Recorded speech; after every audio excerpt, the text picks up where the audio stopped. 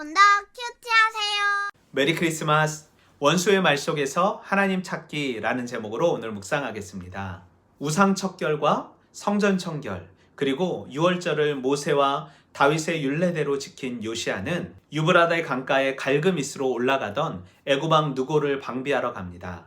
그런데 애굽 왕 누고는 자신이 갈그미스로 올라가 전쟁하는 것이 하나님의 명령이니 방해하지 말라고 말하지만 하나님의 입에서 나온 느고의 말을 듣지 아니하고 무깃도 골짜기에서 활 쏘는 자의 활에 맞아 죽게 됩니다. 요시아의 죽음으로 온 유다와 예루살렘 사람들이 슬퍼했고 예레미야는 그를 위하여 애가를 지었는데 그것이 바로 예레미야 애가입니다.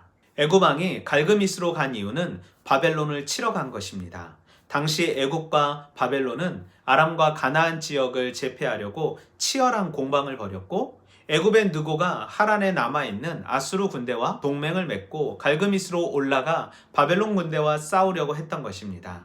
갈그미스는 이스라엘의 북서쪽 유브라데 강 상류에 위치하여 이집트, 아람, 메소포타미아를 왕래할 수 있는 교통의 요충지였습니다. 이방한 느고가 이스라엘 하나님을 운운하며 이스라엘을 향하여 전쟁하지 말라고 말하는 것은 새로운 일은 아니었습니다. 하나님은 때때로 이방 사람이나 특수한 환경을 사용하여 하나님의 뜻을 알리신 적이 있기 때문입니다. 요시아가 느고에게 물러서지 않은 이유는 정확히 알 수 없으나 느고에 대한 적대감이나 바벨론의 압박 때문이었음을 말합니다. 요시아는 이 상황에서 느고를 대적하는 것이 옳다고 생각하고 하나님의 뜻을 묻지 않다가 죽게 된 것입니다. 우리는 본문 속에서 악인에게도 하나님의 계획을 말씀하신 하나님, 하나님이 함께 하실 때 승리함을 말씀하시는 하나님, 여호와의 율법에 기록된 대로 선한 일을 하길 원하시는 하나님을 발견할 수 있습니다. 이스라엘 백성들에게 요시아는 너무나도 위대한 왕이었습니다. 하지만 허무하게 전쟁터에서 죽게 됩니다. 누구의 말을 들었더라면 어떠했을까 생각해 봅니다. 인생에 대한 하나님의 계획과 그 계획을 이루시는 하나님의 방법과 뜻을 사람으로서는 알 수 없기에 우리는 위기 앞에 우리의 주권자이신 하나님께 우리의 삶을 맡기며 기도해야 합니다. 누구에게 패한 유다는 신속하게 멸망의 길을 걷고 이집트의 속국이 됩니다. 요시아의 죽음은 여선지자 훌라의 예언에 대한 성취였습니다.